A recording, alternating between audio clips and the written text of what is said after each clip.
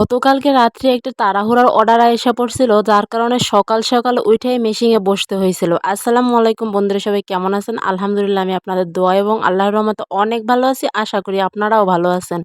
চলে আসলাম নতুন একটা ভিডিও নিয়ে। আমি যেহেতু প্রতিদিনকার কাজকাম দেখাই, সেহেতু কিন্তু এক্সট্রা করে আপনাদের জন্য কোনো ভিডিও করি না।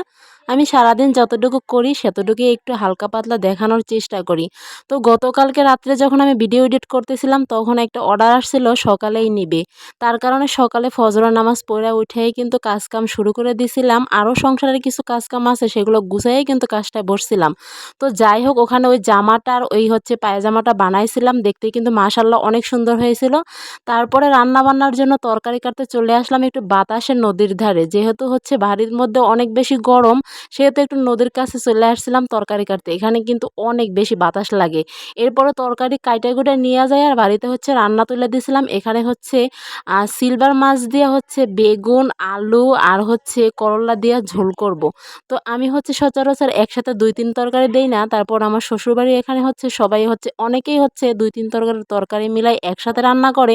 তাই আমিও মাঝে মাঝে রান্না করতে হয়। যাই হোক, খেতে কিন্তু মাশাআল্লাহ ভালোই হয়েছিল। যাই হোক, এরপরে এখানে কিন্তু তরকারিটা কষায় নেব। মাছটা কিন্তু আগে ভাইজা নিছি। ভাজা মাছ ছাড়া কিন্তু আমার কাছে ভালো লাগে না। আমি কিন্তু বেশিরভাগ ভাজা মাছই খাই।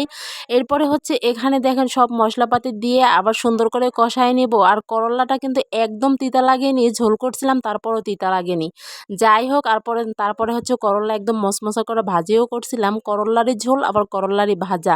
তো এখানে হচ্ছে আবার একটু ঝোল দিয়ে দিলাম, হালকা করে কষায় নেব। তারপর আবার তেল দিয়ে তারপর এভাবে তরকারিটা কষায় নেব। তো এভাবে কিন্তু সচরাচর আমি সবসময় রান্না করি। আবার মাঝে মাঝে কিন্তু অন্যরকমও রান্না করি। আমি কিন্তু এক্সট্রা করে কোনো রান্না করি না। আমি যেটা রান্না করি সেটাই আপনাদের সাথে একটু শেয়ার করি আর কি। যাই হোক, এরপর তরকারিটা কষায় তারপরে হচ্ছে ঝোল দিয়ে দিছি। এরপর এখানে মাছটা দিয়ে দিলাম। মাছটা এখন একটু ফুটায় নেব ভালো করে, তাহলেই তরকারিটা হয়ে যাবে। মাশাআল্লাহ, তরকারিটা কিন্তু অনেক বেশি হয়েছিল। যেহেতু ২-৩ তরকারি দিছিলাম, তারপরে কিন্তু খারাপ লাগেনি খাইতে, ভালোই লাগছিল। এরপরে তরকারিটা হয়ে গেছে। এখন এখানে করল্লা ভাজি করব, এজন্য হচ্ছে কড়াইতে একটু জিরা দিয়ে দিছি। জিরা ফোড়নে কিন্তু ভাজা খেতে বেশি ভালো লাগে। এরপরে করল্লার আলু বেশি করে দিয়ে দিছি। এরপরে হচ্ছে কাঁচামরিচ আর পেঁয়াজ কাটাও দিয়ে দিব।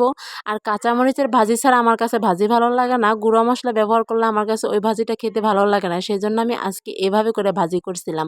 তো আমার কাছে খেতে কিন্তু অনেক বেশি ভালো লাগছিল। করল্লা ভাজা আর তরকারি আমি সচরাচর খাই না, হঠাৎ খাই। আজকে কিন্তু অনেক বেশি ভালো লাগছিল। তো করল্লা ভাজিটা হয়ে গেলেই রান্না শেষ। তারপরে গরুর গোসল করায় আর দুপুরে গোসল করে তারপর নামাজ পড়া। অনেক কিন্তু পেরেশানি হয়ে গেছিল, যেহেতু সকাল থেকে মেশিনে ছিলাম।